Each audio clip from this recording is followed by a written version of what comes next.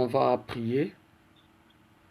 Seigneur, Dieu Tout-Puissant, qui a fait le ciel, la terre et tout ce qu'ils contiennent, ce matin, nous venons à toi, Seigneur, ô Dieu, comme des assiettes vides qui avons besoin, Père, d'être remplies, Seigneur. Ô Dieu, parce qu'aujourd'hui, contre toute attente éternelle, notre Dieu, le Saint-Esprit est en train de nous rappeler, ô Dieu, les promesses infaillibles de la déité que nous ne pourrons jamais recevoir, ô Dieu Tout-Puissant, avec la grâce de la foi. Ô Dieu bien-aimé, ce matin, Seigneur, nous avons besoin que tu viennes à notre secours. Toi qui as envoyé les 5 tableaux prophétiques de l'an 2000, Seigneur, tu es Dieu et tu sais pourquoi tu avais envoyé ces 5 tableaux prophétiques. C'est toi qui as annoncé, conformément à Ésaïe 44, 24 à 26a et Ésaïe 46, 9 à 10, Seigneur. Ô Dieu Tout-Puissant, la venue, Père Céleste, Père de gloire, d'une nouvelle constellation des anges. Ô Dieu bien-aimé, qui doit venir de l'éternité et me rencontrer, Seigneur, quelque part, un de ces 4 matins, Seigneur, dans notre pays, ô Dieu Tout-Puissant. Tu m'avais montré comment ce jour-là sera, Seigneur. Dans quelle position je me trouverai, Père. Ô Dieu bien-aimé, lorsque cette puissante explosion, Seigneur, se produira, alors qu'ils poseront leurs pieds à l'endroit où je me trouverai, Seigneur. Et comment, sous la puissance du Dieu Tout-Puissant, Seigneur, je serai projeté, Père, au milieu d'eux, Père Céleste, Père de gloire. Et comment, Seigneur, le 7e ange de la constellation du 28 février 63 du Sunset sera là, au beau milieu d'eux, Père Céleste, Père de gloire. Ô Dieu, comment sa présence terrible, Seigneur, ô Dieu, sera là en train de me terrifier, éternel, mon Dieu. Ô Dieu de miséricorde, Père, souviens-toi que tu m'avais promis, Seigneur, que tu me prendras vivant. Ô Dieu de miséricorde, Père, je viens à toi ce matin, Père Céleste, Père de gloire, parce que tu m'as dit, je te donne le Jourdain, ô Dieu Tout-Puissant. Père Céleste, Père de gloire, c'est ton Saint-Esprit qui nous a révélé, Seigneur, que le Jourdain est l'avènement du Seigneur, ô Dieu Tout-Puissant, dans l'achèvement. Père Céleste, Père de gloire, merci, Seigneur, pour ces signes que tu as donnés, Seigneur, qui sont en train de confirmer, ô Dieu Tout-Puissant, l'accomplissement, Père, de cette prophétie, ô Dieu bien-aimé. Je viens à toi te remercier pour ces soutiens que tu m'as donnés à travers la terre, ô Dieu Tout-Puissant, les gens envers qui tu m'as fait trouver grâce. Ô Dieu de miséricorde, Père, je viens à toi, Saint-Esprit de Dieu, ô Dieu Tout-Puissant, Père Céleste, Père de gloire, te demander la force de tenir, Seigneur. Ô Dieu, parce que ce n'est tout simplement pas facile pour moi. Il y a des moments où je n'ai plus du tout, Seigneur, ô Dieu, envie de prendre plaisir à la vie éternelle, mon Dieu. Père Céleste, Père de gloire, il y a des moments, des angoisses, ô Dieu Tout-Puissant, des insomnies, Père Céleste, Père de gloire, des inquiétudes, ô Dieu, des questions, Seigneur, s'élèvent, ô Dieu de miséricorde, Père, et je ne peux pas, Père Céleste, Père de gloire, ô Dieu Tout-Puissant, mépriser mon propre témoignage, Seigneur, pour m'accrocher à celui du prophète Branham, parce que lui, il a fait son temps, Seigneur. Il est mort, Père céleste, Père de gloire. Ô Dieu de miséricorde, de Père, ils sont étalés, Seigneur. Tu m'avais dit, Yogo, voici, je vais t'élever, je vais t'honorer et je vais me manifester puissamment à travers toi. Et Dieu Tout-Puissant, tu m'as dit que ce que tu es en train de me faire, c'est l'épreuve de la patience, Seigneur. Ô Dieu de miséricorde, de Père, je viens à toi, Seigneur, parce que aujourd'hui, Père, nous réalisons, ô Dieu Tout-Puissant, que la foi a reçu des ordres, Père, ô Dieu, des consignes de la part de Dieu qu'il ne doit jamais franchir, ô Dieu Tout-Puissant. Ô Dieu de miséricorde, de Père, tu as démontré cela, Seigneur, dans le témoignage de Moïse, ô Dieu Tout-Puissant, Aaron et Myriam, ô Dieu bien-aimé. Tu as démontré cette vérité, Seigneur, dans la vie de tous les saints prophètes d'autrefois, Seigneur. Ô Dieu, tu l'as démontré, Père, dans le Deutéronome 34, 1 à 12, dans Apocalypse 21, 9 à 11, ô Dieu, dans Hébreux 11, 13 à 14, Père céleste, Père de gloire, ô Dieu de miséricorde, de Père. Et maintenant, Seigneur, ô Dieu Tout-Puissant, nous tournons nos regards vers toi, Père céleste, Père de gloire, parce que les types ne peuvent pas faillir, Seigneur. Avec la foi, ô Dieu Tout-Puissant, nul ne parviendra, éternel mon Dieu. Apocalypse 21, ô Dieu 1 à 5, Père céleste, Père de gloire. Ô Dieu Tout-Puissant, tu avais aussi démontré cette vérité, Seigneur. Ô Dieu, dans la vie d'Abraham, ô Dieu Tout-Puissant, en lui donnant, Seigneur, deux alliances. L'alliance de Genèse 15, de la colonne de feu, qui exigeait le sacrifice du sang. Ô Dieu, ô Père céleste, Père de gloire, là où la colonne de feu est intervenue, Seigneur, et l'alliance de Genèse 17, Seigneur, ô Dieu, qui était une alliance plus avancée, Seigneur, ô Dieu Tout-Puissant, plus achevée, Père céleste, Père de gloire, ô Père céleste éternel, mon Dieu. Seigneur, je viens à toi. Ô Dieu, nous devons patienter, Seigneur. Ô Père céleste, Père de gloire, ce matin, Seigneur, nous demandons des forces auprès de toi, afin que tu nous soutiennes, ô Dieu bien-aimé. Père céleste, Père de gloire, tu m'avais dit que cela me coûtera cher, éternel, mon Dieu.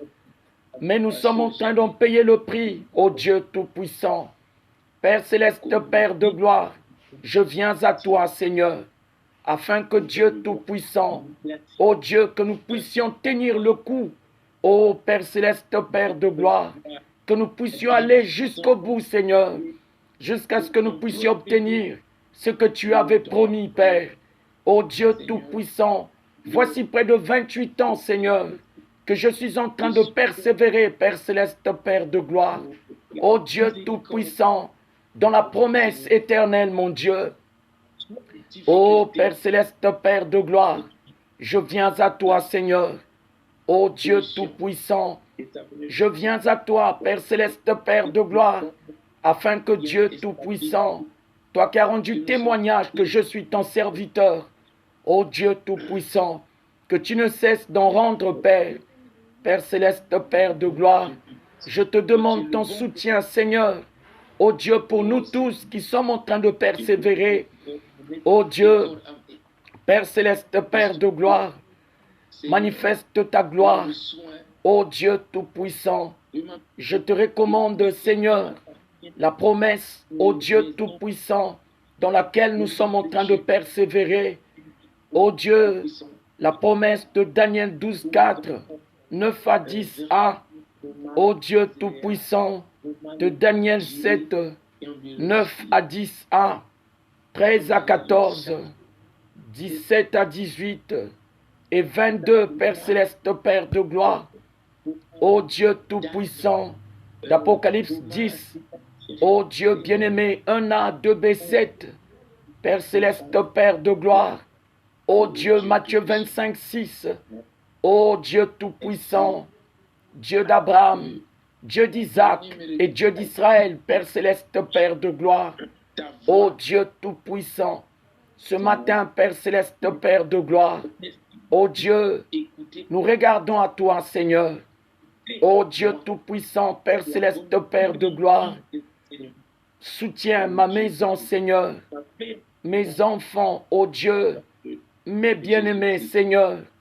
Ô Dieu tout-puissant, et tous ceux qui, comme moi, attendent, Père céleste, Père de gloire, le retour de l'homme de Genèse 18, 10a, conformément à Romains 9, 7, 9, 1 Corinthiens 2, 6 à 8a, 9 à 11, ô Dieu tout-puissant, ô Père 13 à 16, Père céleste, Père de gloire, tu as promis, Seigneur, que Melchisédek viendra, Père, ô Dieu tout-puissant, pour que, Père, ô Dieu, que nous puissions quitter le testament, ô Dieu du Sinaï, Père, pour te voir face à face, ô Dieu, afin que Dieu tout-puissant, ô Père céleste, Père de gloire, que nous puissions entrer, Père, dans ton repos. Éternel Dieu tout-puissant, tu es le Dieu de vérité, Père céleste, Père de gloire. Ô Dieu tout-puissant, nous attendons, Seigneur, la promesse de l'ouverture des sceaux des sept tonnerres. Ô Père céleste, Père de gloire, afin que Dieu tout-puissant, le plan du salut de l'adoption, Père, soit décelé, Père céleste, Père de gloire. Ô Dieu de miséricorde, Père. Seigneur, je viens à toi. Aide-moi, Seigneur, je t'en prie. Délivre-moi, Père, de toutes mes épreuves. Tu m'avais dit, je ne t'abandonnerai pas et je ne te délaisserai pas. Ô Dieu de miséricorde, Père, je te prie, Seigneur, fraye-nous des voies là où il n'y en a pas. Hisse-nous là où nous ne pouvons pas nous élever, Seigneur. Père céleste, Père de gloire, ô Dieu tout-puissant, je te recommande le frère Edgar Ombara, ô Dieu, Barthélemy Ngoma, Seigneur, Misengi Christian, ô Dieu, sa femme Armel, Père céleste, Père de gloire, Ganton Djokwandi, Tatiana Kikesi, ô Dieu, Père céleste, Père de gloire, Christian Yogo, Seigneur, Ami Yogo, Père céleste, Père de gloire, Mwakasa Timol, ô Dieu de miséricorde, Père, Seigneur, Ngoï Didier, Marlette Bongo, Seigneur, Raz, Noblesse, Sephora, ô Dieu tout-puissant, Père céleste, Père de gloire, Gino, Mike, Hardy, ô Dieu de miséricorde, Père, je te recommande, Père céleste, Père de gloire, ô Dieu, tous ceux qui me sont chers, Seigneur, tous ceux qui me soutiennent, Père, dans l'épreuve de la patience, Seigneur, ô Dieu tout-puissant, qui doit déboucher, Père, à la venue achevée de Christ, Seigneur. Amen.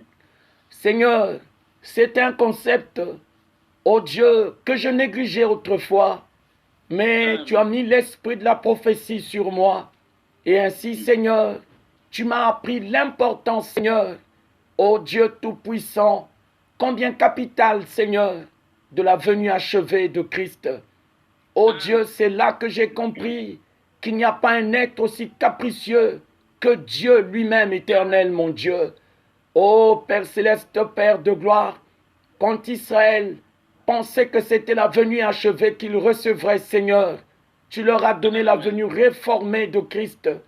Et maintenant, Père céleste, Père de gloire, ô Dieu tout-puissant, Père, la venue achevée de Christ exige, Seigneur, la fermeture du livre écrit en dedans et en dehors, Seigneur, et l'ouverture des sceaux du livre scellé de Daniel 12, 4.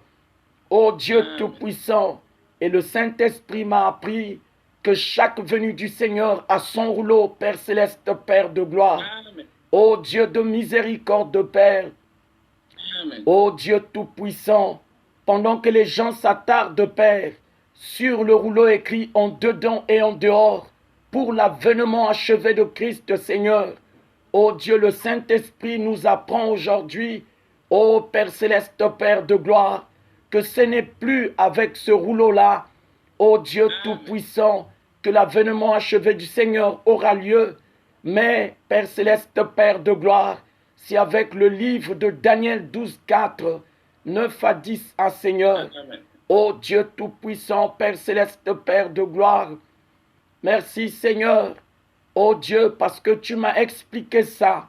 Tu dis, ô Père céleste, Père de gloire, que c'est comme quelqu'un, Seigneur, ô Dieu, qui a une pièce de monnaie.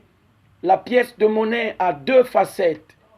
La facette pile et à la facette face au Dieu Tout-Puissant.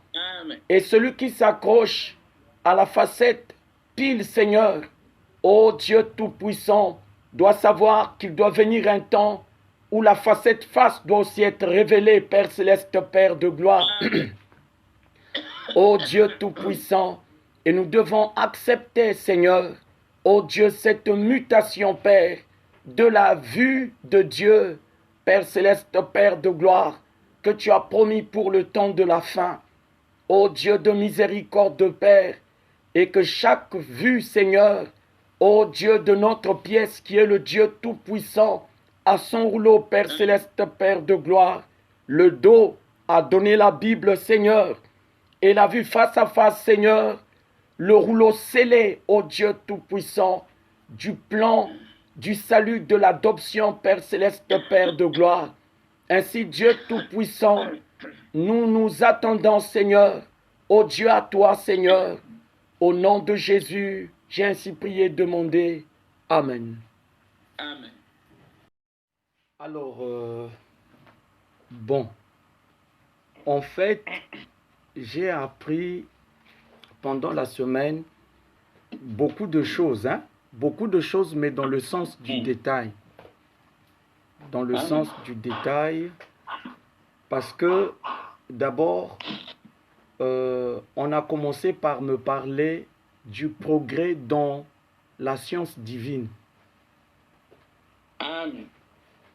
Et en fait, on m'a expliqué qu'est-ce qu'on entendait par le progrès là. Et c'est justement là où on m'a parlé des deux rouleaux d'Apocalypse 5.1a. On m'a parlé des deux rouleaux d'Apocalypse 5.1a. Parce que c'est là, justement, quand on disait qu'il y avait deux rouleaux dans Apocalypse 5.1. Il y avait le rouleau écrit en dedans et en dehors, et le livre scellé des 7 sceaux de Daniel 12.4, 9 à 10a. Vous voyez, parce que c'était très important que nous puissions le savoir. Et il y a des détails qui m'ont été donnés. Voilà pourquoi je dis que cette fois-ci, vraiment, on a beaucoup de précision. On a beaucoup de précision. Et puis, quelque chose me disait, mais les gens qui disent que Dieu ne change pas. Alors, quelque chose me dit, mais vous savez, le temps de la fin, c'est un temps de progrès. Amen. C'est un temps de progrès. J'ai même écrit ça. J'ai même écrit. On dit la promesse de l'ouverture des sceaux d'Apocalypse 10, 1a, 2b à 7 de Daniel 12, 4. Daniel 12, 9 à 10a du mystère caché d'un Corinthiens 2, 6 à 8a, 9 à 11, 13 à 16, d'Apocalypse 5, 1b à 4. C'est dans le but de répondre aux besoins de la mutation de notre connaissance divine qui actuellement est plutôt infernale avec la Bible. Écoutez ça, c'est-à-dire que la connaissance de Dieu que nous avons actuellement, c'est une connaissance qui est infernale avec la Bible. Amen. C'est une connaissance c'est loin de tout ce qu'on imaginait là. C'est-à-dire que on s'imaginait que voilà, on a une superbe connaissance divine avec la Bible et tout ça là. Tu vois? Il dit, c'est dans le but de répondre aux besoins de la mutation de notre connaissance divine qui actuellement est plutôt infernale avec la Bible. Alors que nous pensions autrefois qu'avec la connaissance de Dieu qui nous vient de la Bible, on avait atteint des niveaux supérieurs et tout, mais l'esprit, puisqu'on parle du mystère caché, c'est-à-dire quelque chose qui n'est pas révélé dans la Bible. Amen. Tu vois, la Bible ne contient pas ça. Et par rapport à cette connaissance-là, la Bible est une connaissance rudimentaire. Parce que quand on parlait de la parole élémentaire, normalement, le terme approprié, ce n'est pas la parole élémentaire qu'il faut laisser. Mais c'est la parole rudimentaire. C'est rudimentaire. Amen. Parce que ce qui est rudimentaire, c'est l'antonyme de ce qui est achevé. Et donc ici, depuis Adam jusqu'au prophète Branham, la connaissance de la révélation divine que nous avons, ce n'est pas une connaissance achevée. Amen.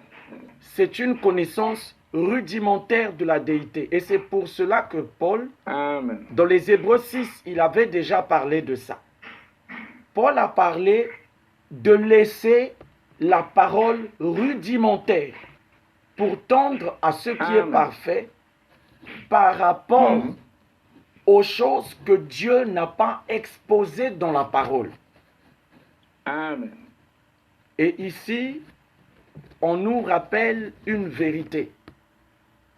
La vérité qu'on est en train de nous rappeler, c'est que Dieu n'a pas tout exposé à Israël. Israël ne connaît pas tout.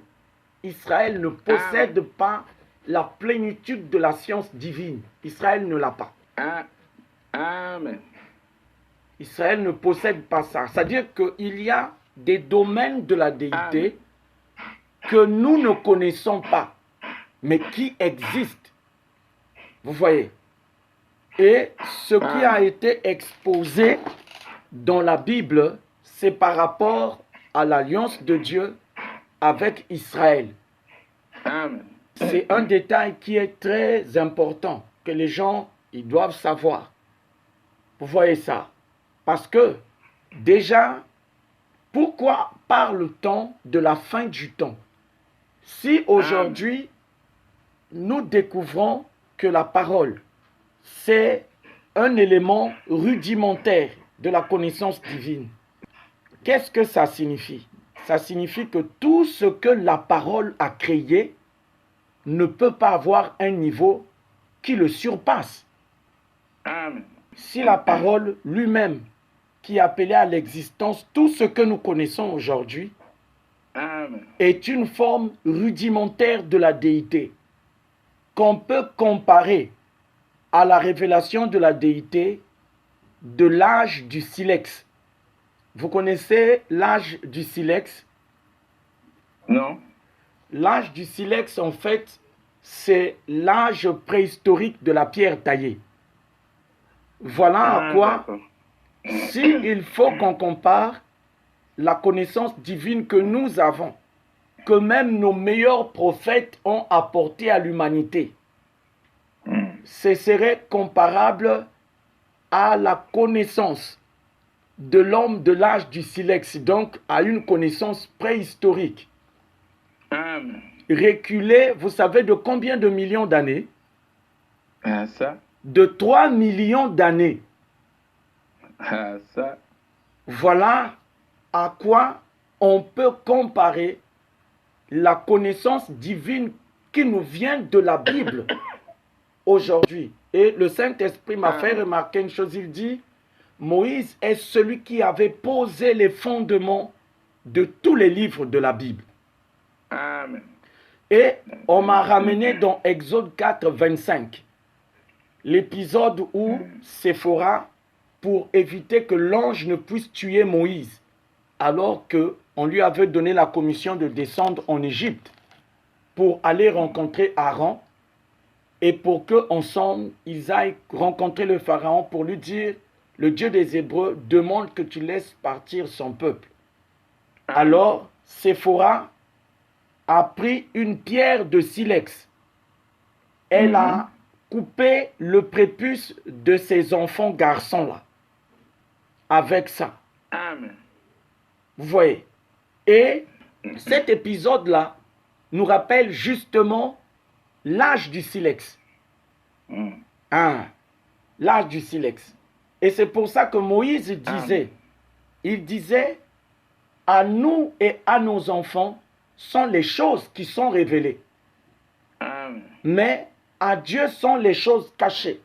Et quand Moïse parle des choses cachées ici, il s'agit des choses qui ne sont pas exposées dans la parole. Et les gens, oui, ils doivent savoir que toute la connaissance divine n'a jamais été exposée dans la parole. Voilà pourquoi les sceaux existent.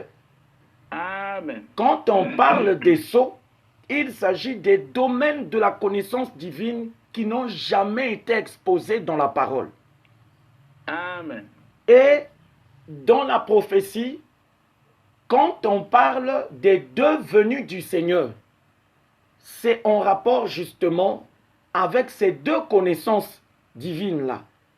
Il y a une connaissance divine qui a été exposée dans les Écritures au fil des âges du temps par les prophètes qui ont vécu des témoignages avec Dieu. Voilà pourquoi, lorsque Jésus est venu, il s'est référé aux écrits de ces prophètes-là. Parce que eux, ils étaient déjà au courant que cela devait arriver et que cela se passerait comme ça. Voilà pourquoi ils ne pouvaient pas se passer des Écritures.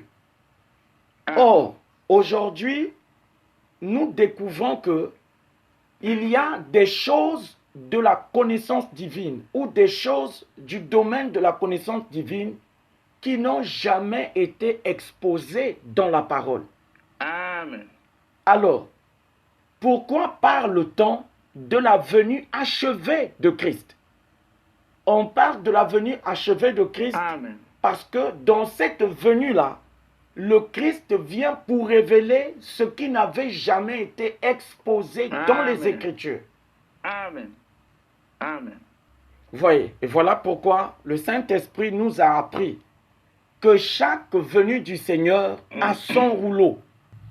Chaque venue du Seigneur a son rouleau. Amen. Le rouleau est écrit en dedans et en dehors. C'est le rouleau d'avant le jour de la venue achevée du Seigneur. Amen. Voilà le problème. C'est-à-dire que ce que Jean le Baptiste a présenté au Jourdain comme étant le Christ, l'agneau de Dieu, c'est une venue réformée de Christ. En fait, dans les promesses, cette venue-là ne compte pas. Amen. Oui, c'est pour ça qu'on appelle cette venue par l'ancienne venue.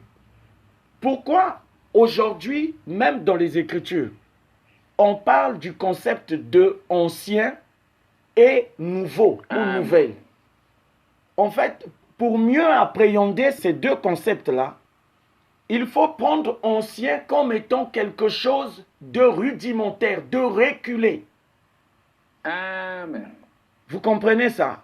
Quand on dit ancien, ça veut dire que c'est reculé, c'est empirique, c'est rudimentaire, c'est caduque. Et quand on parle de nouveau, c'est-à-dire que c'est achevé, c'est le superlatif, c'est avancé, c'est-à-dire qu'il n'y a pas de comparaison. Voilà pourquoi Jésus lui-même disait qu'on ne prend jamais du vin nouveau pour le mettre dans de vieilles outres. Amen. Vous voyez ça? Parce que, pourquoi parle-t-on d'une nouvelle création par rapport à l'ancienne. Il y a quelque chose. Amen. Vous voyez ça? Parce que justement, ce qui est ancien, c'est rudimentaire. C'est reculé, c'est arriéré, c'est préhistorique. Et ce qui est nouveau là, c'est achevé, c'est avancé. C'est-à-dire que le fossé est béant entre les deux créations. On ne peut pas les comparer. Amen. Vous voyez? Et donc, ceci nous permet de connaître la vérité sur ce qu'on attend par la fin du temps. Pourquoi le temps a une fin? Amen. Amen.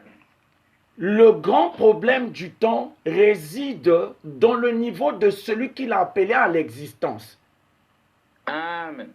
Parce que quel est le niveau spirituel de celui qui a appelé à l'existence le temps? Bien qu'on dise que ce soit Dieu, Amen.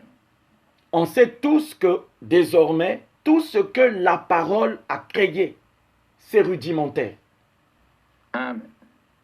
Voilà pourquoi on dit que la loi ne possède pas l'exacte représentation des choses, mais seulement une ombre. Vous voyez ça? L'ombre, Amen. c'est-à-dire qu'il n'y a pas l'exactitude, mais Amen. c'est une ombre des choses qui doivent venir. Mais quand Amen. ces choses-là viendront, elles viendront dans quel testament? Voilà pourquoi on dit Christ est venu comme souverain sacrificateur des biens à venir. C'est-à-dire que pour que ces choses qui ont été ombragées dans la parole nous soient pleinement révélées, il faut le testament de Melchisédek pour révéler ça. Voilà pourquoi Paul disait, aujourd'hui, nous connaissons en partie et nous prophétisons en partie. Mais quand ce qui est parfait sera venu, alors ce qui est en partie disparaîtra. Parce que pourquoi ce qui est en partie doit disparaître? C'est parce que, c'est-à-dire que ces deux antonymes, ce qui est parfait n'est pas ce qui est partiel. On ne peut pas trouver le parfait dans le partiel, tout comme le partiel dans le parfait. On ne peut pas retrouver ça ni chez l'un, ni dans l'un, ni dans l'autre. Amen. Vous voyez ça? Donc, aujourd'hui, quand on parle de la connaissance divine, voilà un peu. Il dit, pour passer du dos à la vue face à face, il faut qu'il y ait une mutation de nos connaissances divines. Convenez avec moi que le dos, c'est-à-dire les Écritures, parce que quand on a le livre écrit en dedans et en dehors, c'est le livre qui est né de la vue du dos. Amen. Et ça nous ramène dans Exode 33. Dans Exode 33, 18 à 23, c'est là où on avait dit à Moïse que tu ne pourras pas voir la face de Dieu. Parce que un homme ne peut pas le voir et vivre. Mais on a vu ce que ça fait sur Moïse, le fait qu'il a vu de dos. Il a passé 40 jours, 40 nuits sur la montagne du Sinaï. On lui a donné les 2 tables de la loi. Et du témoignage de Moïse découlent les 5 premiers livres de la Bible. Amen. Et toute la Bible se repose là-dessus. Amen. Et nous disions que la Bible est la seule source de la connaissance divine. Voilà ce que nous disions autrefois. On se disait, ben, sans la Bible, comment tu peux parler de Dieu, tout ça là. Or, ici, Moïse fait un geste qui attire notre attention. Alors que son visage est rayonnant, quand il descend du Sinaï, il se voile le visage. Il dit, c'est pour empêcher que les enfants d'Israël puissent garder leur regard fixé sur la gloire de ce qui était en train de passer. C'est-à-dire que le testament des Écritures n'est pas le testament éternel de la déité. Amen. Parce que ça, c'est quelque chose de très important. Amen. Parce que pour beaucoup des croyants, les livres saints sont comme des livres éternels. C'est-à-dire que sans ces livres-là, on ne peut pas connaître Dieu. Amen. Et que tout ce qui est contenu dans ces livres-là sont des connaissances absolues. Alors que Moïse, qui est le premier prophète qui a été utilisé par Dieu pour poser les fondements de la Bible, il dit que c'était pour empêcher aux enfants d'Israël de fixer leur regard sur la fin de ce qui était en train de passer. Amen. En tant que prophète, il avait compris qu'il y a autre chose de meilleur qui doit venir après la loi. Vous voyez? Et c'est là où il leur a dit, il dit, ce que la Bible ou les Écritures contiennent, ça a été donné pour nous et nos enfants. Mais il y a des domaines de la connaissance divine qui n'ont jamais été exposés, que nous ne connaissons pas. Nous n'avons pas le niveau là. Voilà pourquoi l'Esprit de Dieu lui a même dit que si tu peux connaître Dieu face à face comme ça, tu vas mourir. Alors que le même Dieu, quand il arrive avec Paul, dans 1 Corinthiens 13, au verset 12, il dit, en ce jour-là, je verrai face à face. Alors que, à l'époque de Moïse, on lui avait dit que s'il pouvait voir Dieu face à face, il allait mourir. Amen. Amen. Hein? Vous avez cet épisode-là dans la Bible. Hein? On va dans Exode 33. Les choses doivent évoluer. C'est-à-dire que, Amen. ouais, il y a deux constellations dans la Bible. Il y a la constellation de la perruque blanche de l'Ancien des Jours. Lui, son rouleau, c'est le rouleau de Daniel 12,4. Le rouleau de la perruque blanche de l'Ancien des Jours, c'est le rouleau de Daniel 12,4. Parce qu'on avait demandé au prophète Daniel de sceller le livre jusqu'au temps de la fin. Amen. Et lorsque le livre scellé de Daniel 12,4 sera décellé au temps de la fin, alors la connaissance augmentera. Parce que c'est un autre niveau de connaissance. C'est-à-dire que tant que ce rouleau-là n'est pas décellé, on ne peut pas parvenir à l'achèvement du mystère de Dieu. Et donc, depuis Adam, qui était un prophète, jusqu'à Branham, qui est venu achever le cycle de la révélation de la foi, la vérité c'est qu'aucun d'entre eux n'a achevé le mystère de Dieu. Aucun d'entre eux n'a achevé le mystère de Dieu. Même Jésus. Jésus n'a pas achevé le mystère de Dieu.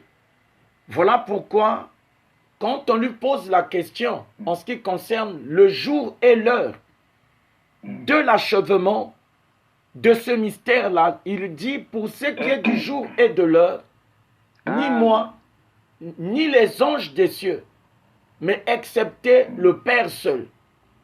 Et c'est là où il donne des détails. Il dit, il y aura un 8e âge, comme cela s'est passé du temps de Noé, parce que Noé était 8e.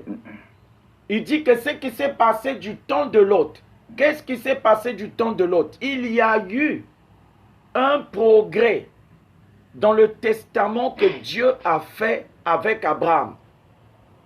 Vous voyez, dans Genèse 15, il lui a donné un testament.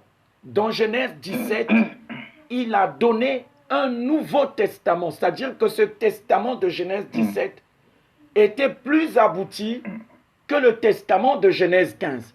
Et c'est dans le testament de Genèse 17 que l'homme de Genèse 18, 10a est venu vers Abraham. Et c'est au temps du testament abouti de Genèse 17 qu'il y a eu la fin du temps de Sodome et Gomorrhe. Amen. Voilà pourquoi l'homme de Genèse 18, 10 avait dit, l'an prochain, à la même saison, je reviendrai et Sarah aura un fils. Parce que les noms nouveaux, comme on a appris tout à l'heure, que quand on parle de nouveau, des nouvelles, par rapport à ce qui est ancien, c'est une comparaison, une différence entre ce qui est rudimentaire et ce qui est achevé. Amen. Voilà ce que vous devez savoir. Parce que quand on parle d'une nouvelle alliance, il s'agit d'une alliance qui est achevée. Amen. Et quand on parle de l'ancienne alliance, il s'agit d'une alliance qui était rudimentaire. C'est-à-dire qu'avec ce qui est révélé dans cette alliance-là, vous avez une connaissance très reculée des choses de Dieu. C'est très arriéré. Amen. Et je vais vous donner une image pour que vous puissiez comprendre un peu de quoi. Parce que ça, c'est encore un autre palier hein, dans lequel Dieu nous a amenés aujourd'hui. Amen. Regardez, aujourd'hui nous parlons du paradis et de l'enfer. D'accord? Amen. Le paradis, c'est le milieu des gens qui ont vécu une vie plus avancée par rapport à ceux qui se trouvent en enfer. Et l'enfer ici devient donc une vie infernale par rapport à la vie de ceux qui sont au paradis. Amen. D'accord? Amen.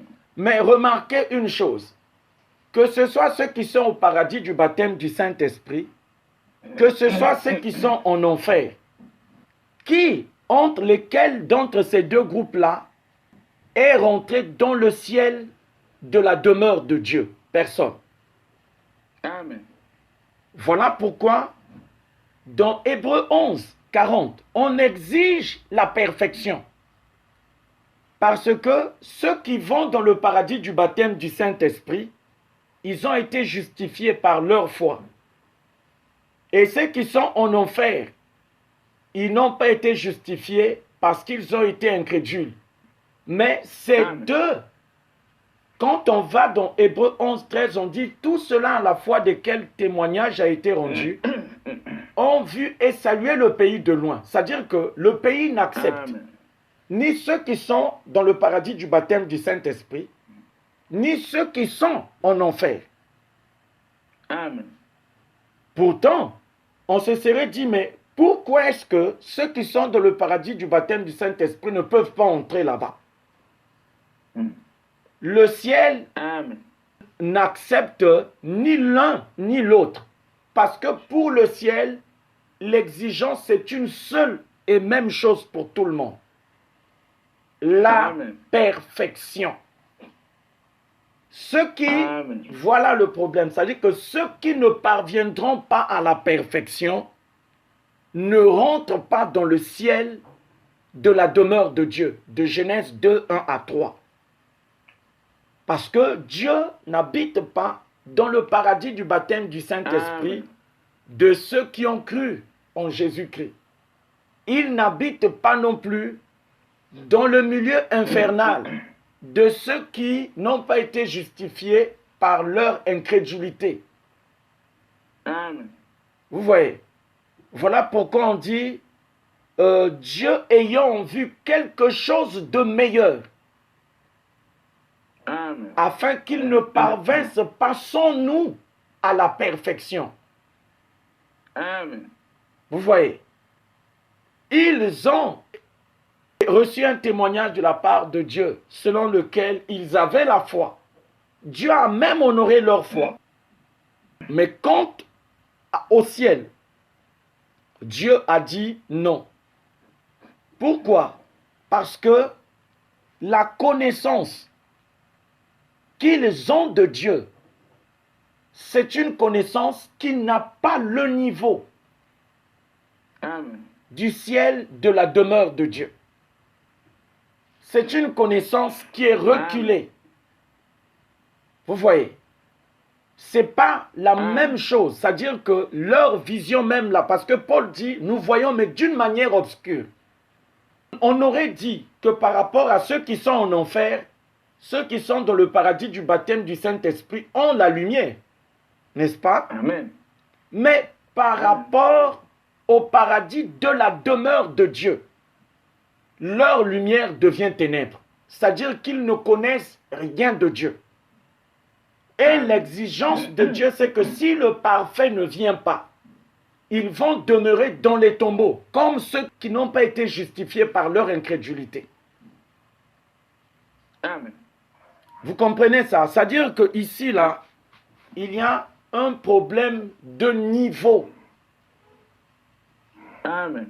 Parce que quand on dit, par exemple, à Moïse de s'élever sur une grande et très haute montagne pour voir au loin le pays de Canaan, en fait, il faut une science divine tellement avancée par rapport à la vision que Moïse avait reçue de Dieu pour entrer dans le pays promis. Amen. Parce que on l'élève sur une grande et haute montagne, mais malgré qu'il est même élevé sur cette très grande et haute montagne, la promesse demeure très avancée par rapport à lui. Vous voyez? Et il n'y a pas quelque chose qui puisse combler le fossé entre sa position, là où il s'arrête lui, là où on a limité la foi. C'est-à-dire que aujourd'hui, nous sommes en train de découvrir la vérité sur les limites de la foi. Parce que autrefois, Amen. on se disait que tout est possible à celui qui croit. Amen. Mais aujourd'hui, nous découvrons qu'en fait, Dieu a fixé des limites à la foi, que la foi ne pourra Amen. jamais franchir. Amen. Parce que Paul dit tout cela à la foi de quel témoignage a été rendu, sans mort, sans avoir obtenu les choses promises. C'est-à-dire que la foi n'obtiendra jamais la promesse, jamais. Amen. Amen. Parce qu'il faut quelque chose de meilleur qui surpasse la foi. Voilà pourquoi il faut le retour de l'homme de Genèse 18, 10. Ah, si cet homme-là ne vient pas, ce n'est pas possible. Ce n'est pas possible. Parce que lui, Amen. il est apparu à Abraham dans des circonstances très claires.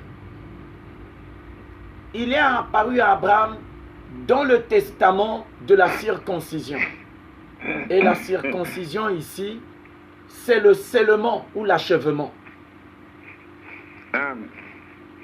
Vous voyez, il n'est pas apparu à Abraham dans le testament de Genèse 15 de la colonne de feu. Non. Vous voyez. Et lui, il avait promis revenir pour Sarah. Et on nous a appris que Sarah, c'est la nouvelle Jérusalem céleste. Amen.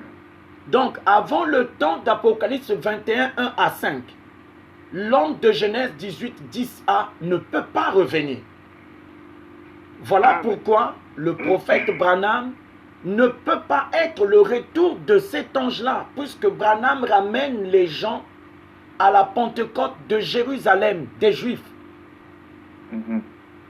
Branham vient pour ramener les gens à la Pentecôte originale. Mais la Pentecôte originale a eu lieu où? Est-ce que ça a eu lieu dans la Jérusalem céleste ou dans l'ancienne Jérusalem des Juifs? Amen. Je ne sais pas Amen. si vous comprenez ça. Il est venu dire Amen. qu'il doit ramener la foi des enfants à la Pentecôte originale des apôtres.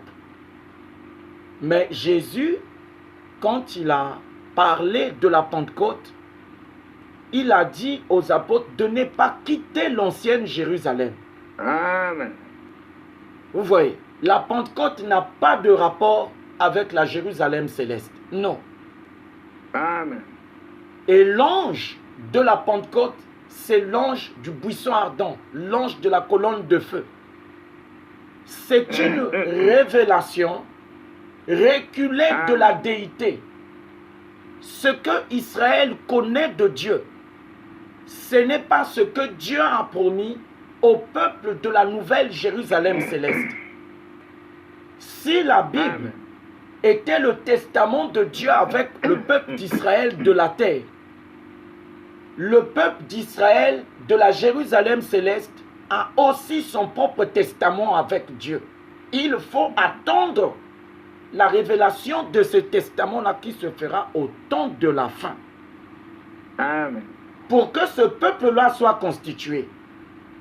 Parce que beaucoup de gens attendent le Seigneur dans sa venue achevée, conformément au rouleau écrit en dedans et en dehors, qui est l'Ancien Testament de Dieu avec le peuple d'Israël de la terre. Amen. Puisqu'on parle de la nouvelle Jérusalem céleste, c'est-à-dire qu'il doit y avoir un nouvel Israël céleste. C'est ce que ça veut dire. Puisque même dans Apocalypse 21, 9 à 11, quand on parle des 12 tribus là, de la nouvelle Jérusalem céleste, ce n'est plus l'Israël de la terre, non. Amen. Ce peuple-là a son propre testament avec Dieu. Et Dieu n'avait pas tout exposé dans la parole. Parce qu'il devait garder en réserve des choses pour le peuple élu de la Jérusalem céleste. Amen. Voilà pourquoi on a dit à Daniel de sceller le livre. Daniel a entendu les 7 voix des 7 tonnerres d'Apocalypse 10, 3 à 4 en son temps. On lui a dit de sceller le livre jusqu'au temps de la fin. Amen. Vous voyez, tout n'est pas exposé dans la parole. Vous comprenez ça? Amen. Ici, c'est vraiment très important que nous puissions connaître ces choses-là. Pourquoi? Amen. Parce que quand on parle de l'épouse, les gens pensent que l'épouse est née à la Pentecôte. Non. La foi n'a jamais été la grâce de l'épouse. Amen. C'est l'achèvement qui est la grâce de l'épouse. Vous voyez ça? Et pour qu'on parvienne à l'achèvement, il faut l'ouverture du livre scellé de Daniel 12, 4. Vous voyez, on a 2 livres dans Apocalypse 5, 1. Il y a le livre d'avant le jour du Seigneur. Parce que ici, le jour du Seigneur, c'est Genèse 2, 1 à 3. C'est le jour du Seigneur pour l'achèvement. C'est ce que vous devez savoir. Le jour du Seigneur pour l'achèvement, c'est le rouleau de Daniel 12, 4. Parce que là, on dit que le livre là sera décelé seulement au temps de la fin. Amen. Quand il n'y aura plus de temps du tout, alors le Christ parviendra à l'achèvement.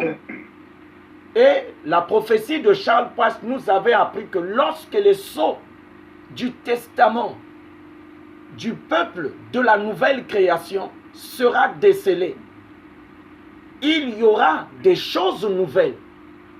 Amen.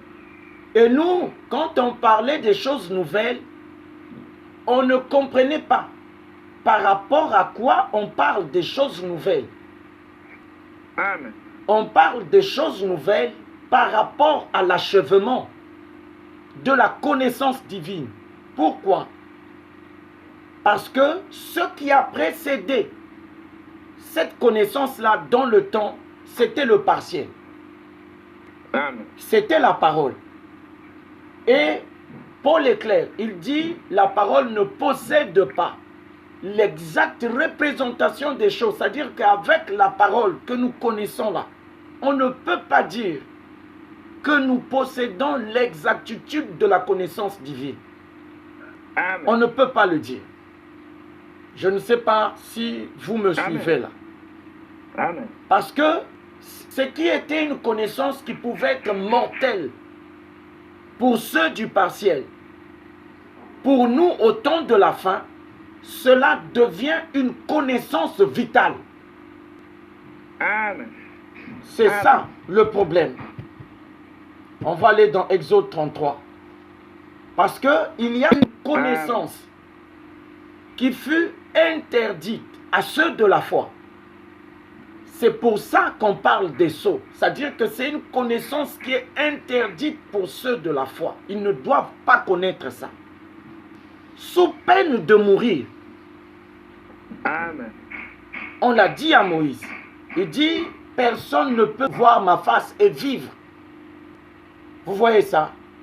Et comment pourrait-on dire aujourd'hui que nous connaissons Dieu que nous n'avons jamais vu? Comment on peut le dire? Hein? Je ne sais pas si vous me suivez là.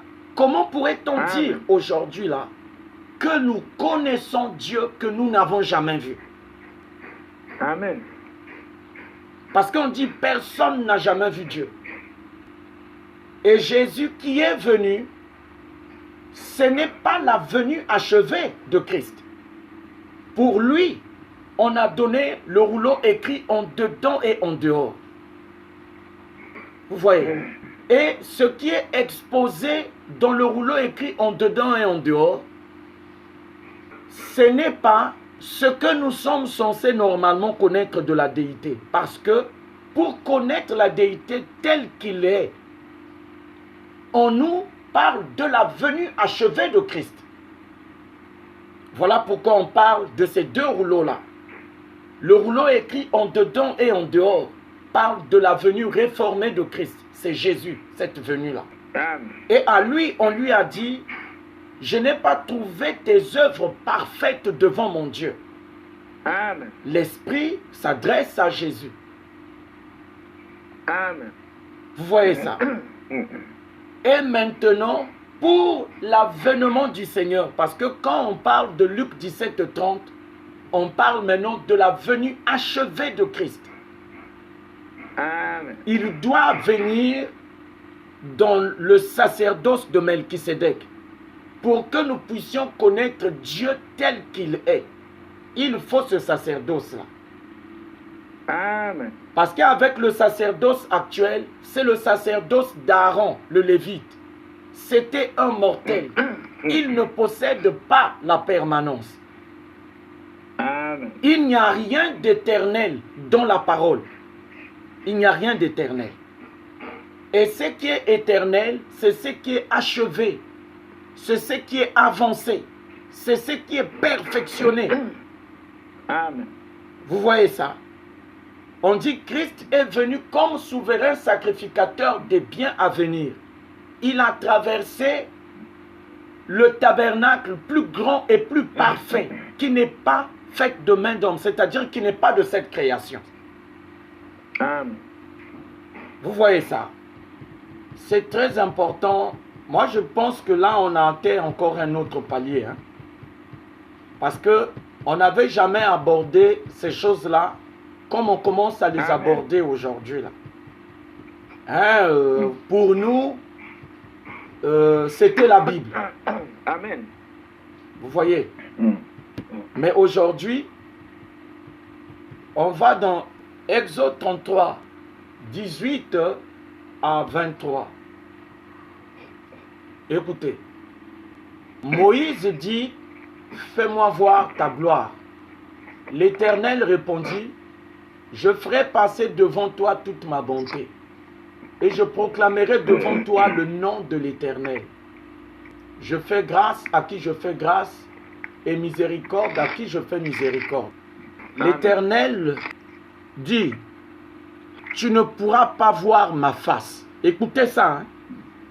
Dans Exode 33, 20, l'Éternel dit, tu ne pourras pas voir ma face, car l'homme ne peut me voir et vivre.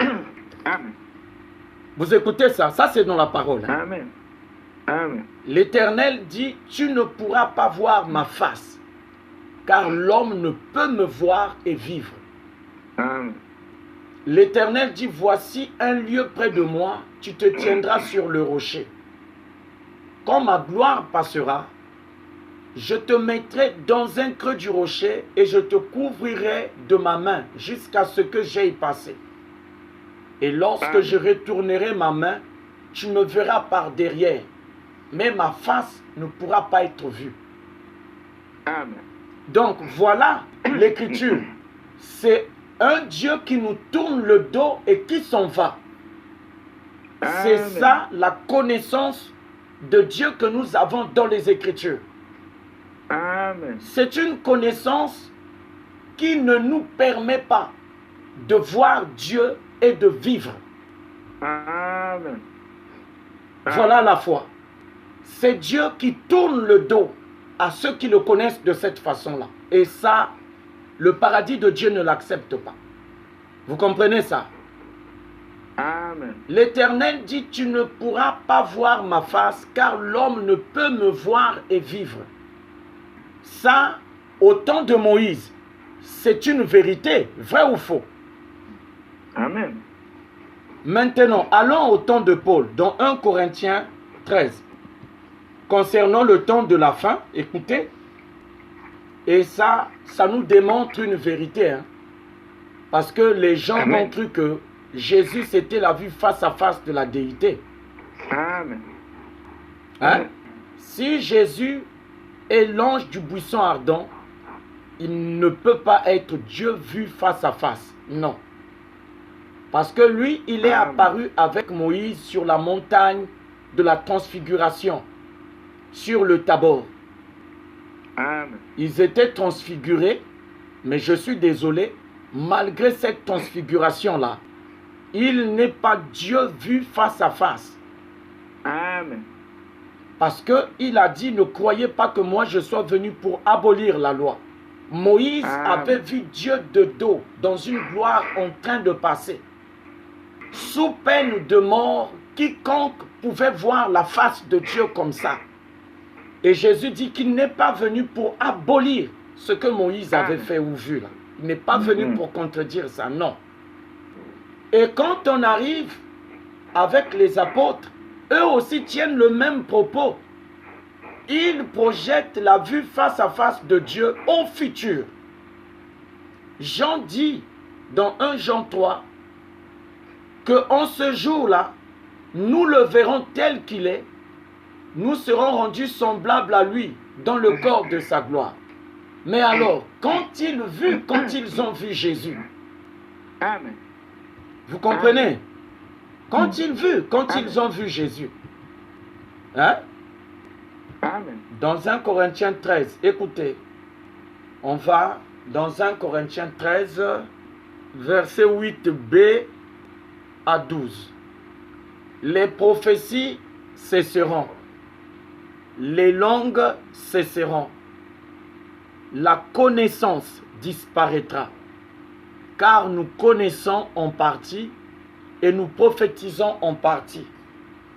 Donc avec ce qu'on a dans la Bible, personne ne peut dire qu'il a achevé la connaissance divine. Il y a des domaines de la connaissance divine que Dieu n'a pas exposé dans l'Écriture à Israël. Non. Amen. En fait, quand on parle des sceaux, il s'agit des choses que Dieu a réservées pour le peuple de l'Israël céleste. Parce que à chaque peuple, Dieu a réservé une alliance et une connaissance et une science de sa part. Amen. Vous comprenez ça? Dieu ne prendra jamais ce qu'il a scellé pour le peuple de la Jérusalem céleste et le donner au peuple de la Jérusalem terrestre. La Pentecôte n'est pas venue dans la Jérusalem céleste. La Pentecôte a eu lieu dans la Jérusalem des Juifs. Leur testament, c'est la loi. Et dans la loi, Moïse avait été clair. Il a reconnu que tout n'est pas exposé dans la parole. Amen. Vous voyez ça? Et que cette connaissance qu'il avait reçue de Dieu, alors qu'à l'époque on le prenait pour un homme sage, c'est en réalité une connaissance qui est très reculée par rapport à la promesse. C'est-à-dire que on ne peut même pas faire le pont entre ce que Moïse connaissait et la promesse. Il n'y a pas de pont. Amen. Il n'y a rien qui pouvait permettre à Moïse, par rapport à ce qu'il connaissait, de faire le pont pour qu'il puisse passer du niveau de connaissance qu'il avait pour atteindre le niveau de connaissance de la promesse. Non. Amen. Et Dieu a dit, la foi s'arrête au sommet du Pisgah. Amen. ça ne peut pas traverser le Jourdain. Non. Avec la foi, tout n'est pas possible. Amen. Parce que la foi n'a jamais obtenu les choses qui sont promises. Jamais. Amen. Vous voyez. Donc avec la parole, la connaissance que nous avons de la déité, ce n'est pas full. Amen.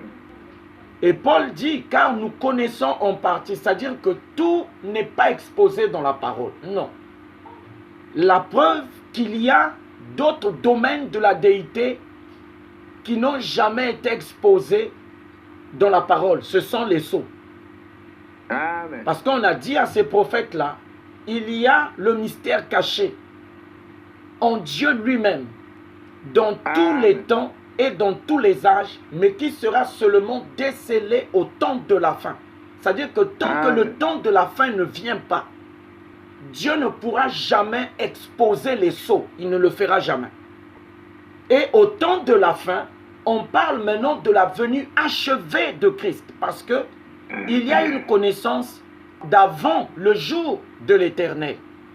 Et il y a une connaissance de Dieu pour le jour de l'éternel. Amen. Vous voyez, c'est comme dans l'Apocalypse. Quand Jean dit par exemple, dans Apocalypse 1 du verset 10 à 20, qu'il était entré en esprit au jour du Seigneur. C'est écrit noir sur blanc dans l'Apocalypse. Et quand lui dit qu'il était rentré au jour du Seigneur, est-ce que c'est le jour du Seigneur de Genèse 2, 1 à 3 de l'achèvement? Dans Apocalypse 1, 10 à 20, est-ce qu'on peut dire que la venue achevée de Christ a lieu dans la succession du ministère des 7 étoiles d'Apocalypse 1, 19 à 20? Malachie 4, 5 à 6b dit que non. Malachie 4, 5 à 6b dit que Jean ne peut pas être rentré au jour de la venue achevée du Seigneur. Amen. Pourquoi? Parce que Élie, qui est la dernière étoile des 7 étoiles d'Apocalypse 1, 19 à 20, selon Malachie 4, 5 à 6b, il vient avant le jour de la venue achevée du Seigneur, de Genèse 2, 1 à 3. Et en son jour à lui, d'Élie, de Malachie 4, 5 à 6b, donc le prophète Branham, on est dans le déploiement du rouleau écrit en dedans et en dehors, et non pas dans l'ouverture du livre scellé de Daniel 12, 4. Parce que là, dans Apocalypse 5, 1, on a 2 livres. Il y a le livre écrit en dedans et en dehors d'Ézéchiel 1, d'Ézéchiel 2, d'Ézéchiel 3, 1 à 3, d'Apocalypse 10, 1b, 2a, 8 à 10 que l'ange donne à Jean à manger. On voit bien que dans Apocalypse 5, 1a, Jean dit qu'il a vu un rouleau écrit en dedans et en dehors. Nous savons tous que quand on parle du rouleau écrit en dedans et en dehors, il n'a jamais été scellé. Amen. Et je vous donne un autre détail. Remarquez que le prophète Branham avait été photographié à Lakeport, en Californie, avec la gloire de la Shekinah environnée des langues de feu représentant les 4 êtres vivants de la vision d'Ézéchiel 1 au bord du fleuve du Kébar. Amen. Le lion, le veau, l'orbe, l'aigle. Vous voyez ça? Amen. On est au bord du fleuve du Kébar. Et là, c'est le rouleau d'Ézéchiel 2. Le rouleau écrit en dedans et en dehors. Et donc, Jean voit une vision en bloc de ces 2 promesses-là. Amen. Parce que le déroulement du rouleau écrit en dedans et en dehors ramène la foi. Et l'ouverture du livre scellé des 7 sceaux, des 7 tonnerres, ramène l'achèvement. Donc il y a 2 rouleaux là. Amen. Un ramène la foi et l'autre ramène l'achèvement. Amen. Vous voyez ça? c'est un message. Amen. C'est-à-dire que le sceau d'Apocalypse 8.1, c'est un message qui est en dehors du message des 7 étoiles, des 7 chandeliers d'or d'Apocalypse 1, 19 à 20. Parce que Branham dit que le sceau d'Apocalypse 8.1, c'est le message du temps de la fin. Amen. C'est tout un message. Et ce message-là, il n'est pas révélé dans l'Écriture. Amen. Et nous découvrons selon Daniel 12.4 que c'est le livre scellé. Lorsqu'il sera décelé au temps de la fin, la connaissance parviendra à l'achèvement. Et on voit bien ça dans Apocalypse 10, 1a, 2b7. Parce qu'on nous dit que lorsque ce livre-là sera décelé, le mystère de Dieu parviendra à l'achèvement. Or, depuis Adam jusqu'au prophète Branham, Dieu est demeuré un mystère pour ceux de la foi, parce qu'ils ne l'ont jamais vu. Comment peuvent-ils nous dire qu'ils le connaissent? Parce que ici, la vie ne réside pas dans la foi, mais la vie réside Amen. dans la vue face à face. Or, c'est ce Amen. qui a été refusé à ceux de la foi. Parce qu'on dit que c'est une démonstration des choses qu'on ne voit pas. Mais qu'est-ce qu'ils ne peuvent pas voir eux? Ce sont les sceaux, Amen. les choses qui n'ont Amen. pas été exposées dans la parole. Ils ont foi que cela sera décelé, mais c'est au temps de la fin et non pas en leur temps. Vous voyez, car nous connaissons en partie et nous prophétisons en partie. Mais quand ce qui est parfait sera venu, écoutez ça. Donc, au temps de la fin, il y a un progrès. Le partiel ne convient pas au temps de la fin. Le message du prophète Branham actuellement s'est dépassé. On est au 21e siècle aujourd'hui. Amen. On est dans un autre siècle. Et il est clair, il a dit ça dans l'exposé des 7 âges. Il dit que l'Esprit a prophétisé depuis le 1er siècle jusqu'au 20e siècle. Il a vu les 7 âges des 7 chandeliers d'or. Vous voyez. Mais Amen. quand on arrive au message du 8e âge, ce n'est plus la parole. Amen. Voilà pourquoi le prophète Branham disait que c'est par inspiration que ce sceau-là a été placé dans le chapitre 8 de l'Apocalypse. Pourquoi? Parce que ça a un rapport avec le prophète du 8e et dernier âge de l'Église, dans lequel doit se faire l'achèvement. Et nous avons vu que le 8e âge de l'Église, c'est Apocalypse 12, 1 à 5. Et c'est là où nous partons. Vous voyez. Il dit, car nous connaissons en partie et nous prophétisons en partie.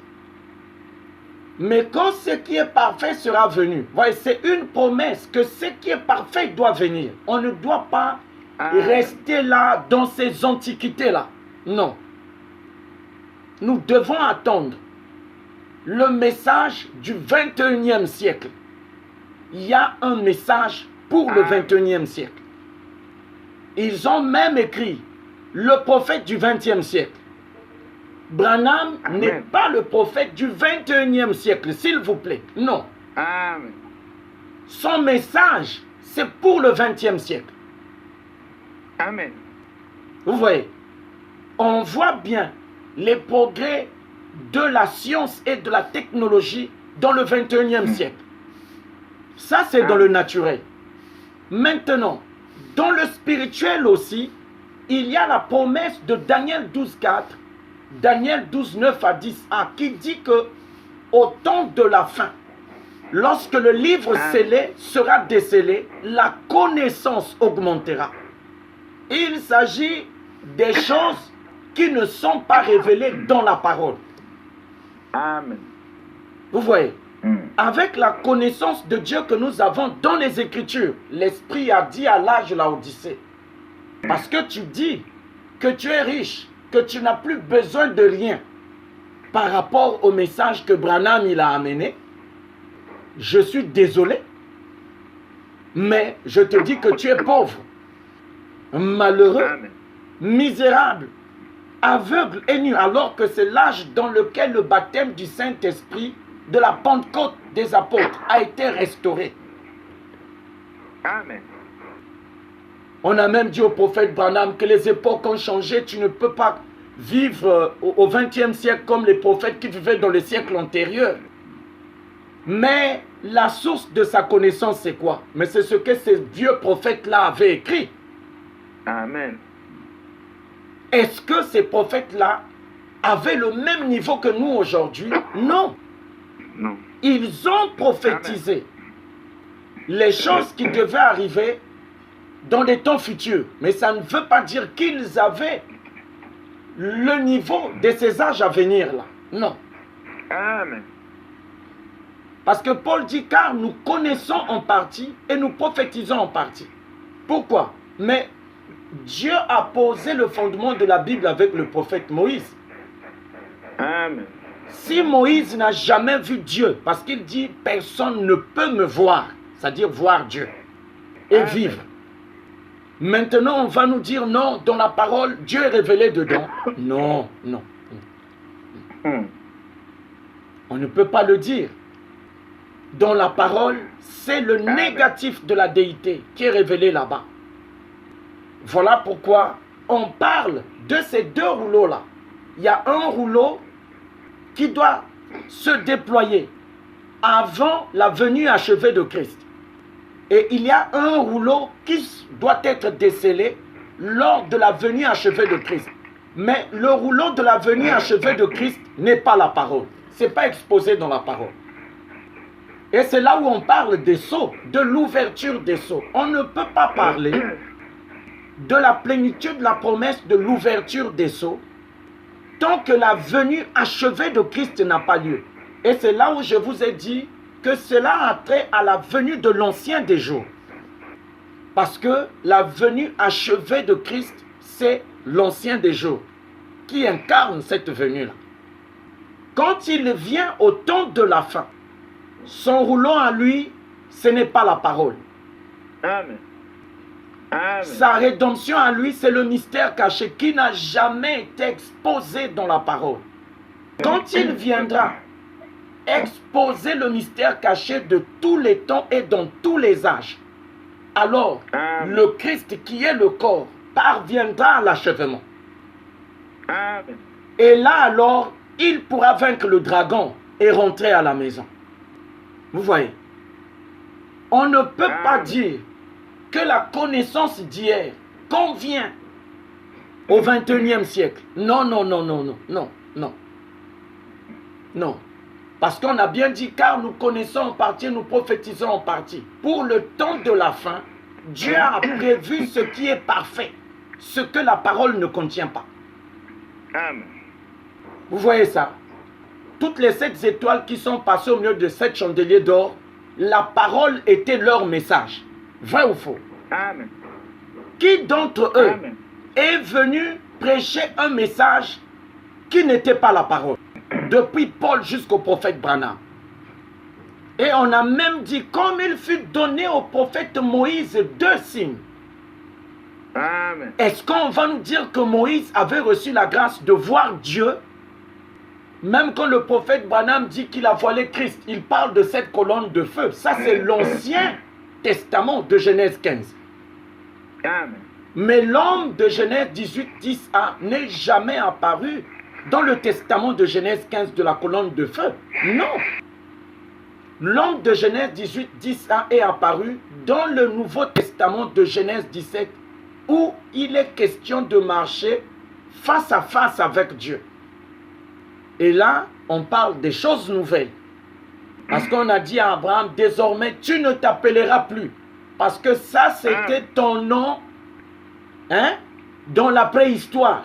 C'est un vieux nom, c'est préhistorique. Amen. Tu ne donnes plus à Sarai, ta femme, le nom de Sarai. Non. Ce n'est pas ça son nom. Ça, ce sont des noms préhistoriques. Amen. Désormais, elle s'appellera Sarah.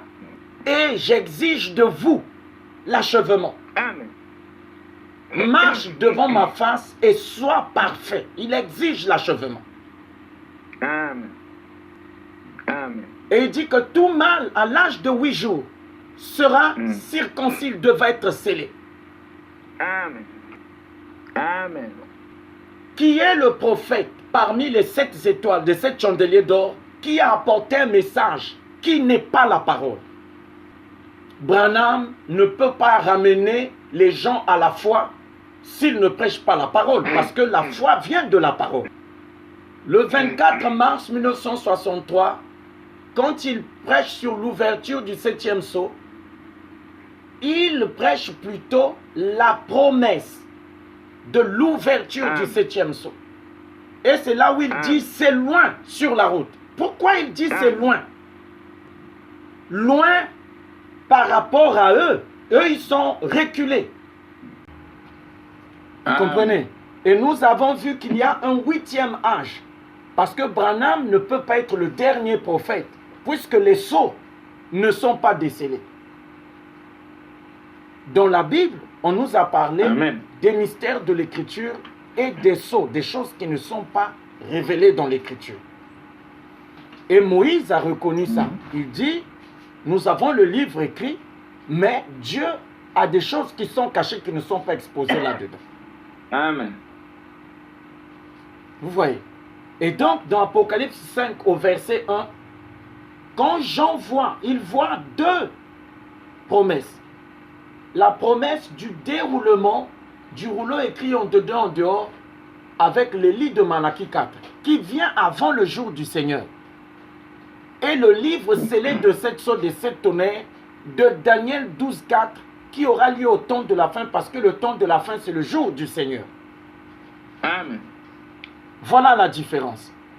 Et c'est là qu'on a compris que Jean ne peut pas nous dire, dans Apocalypse 1, 10 à 20, que son extase là lui a fait rentrer dans le jour du Seigneur.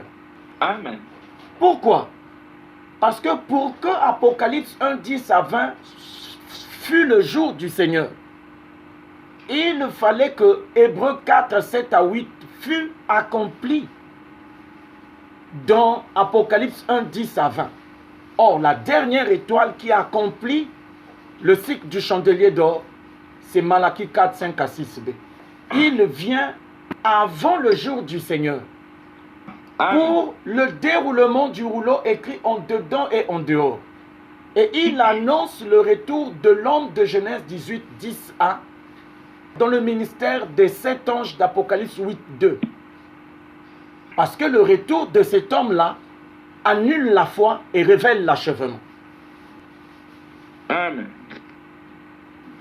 Voyez ça. Donc, on est en train de monter petit à petit. Dieu est en train de nous aider. C'est-à-dire que le prophète Branham, c'est un prophète. Et il fallait avoir l'esprit prophétique très affûté pour comprendre son langage. Quand il dit que le sceau d'Apocalypse 8, 1, c'est le message du temps de la fin. Amen. Et il vient, il dit, ce n'est même pas dans la parole. Amen. Si ce n'est pas dans la parole, parce que ça ramène l'achèvement. Parce que si c'était dans la parole, ce serait révélé dans la foi. Parce que la foi vient de ce qu'on entend.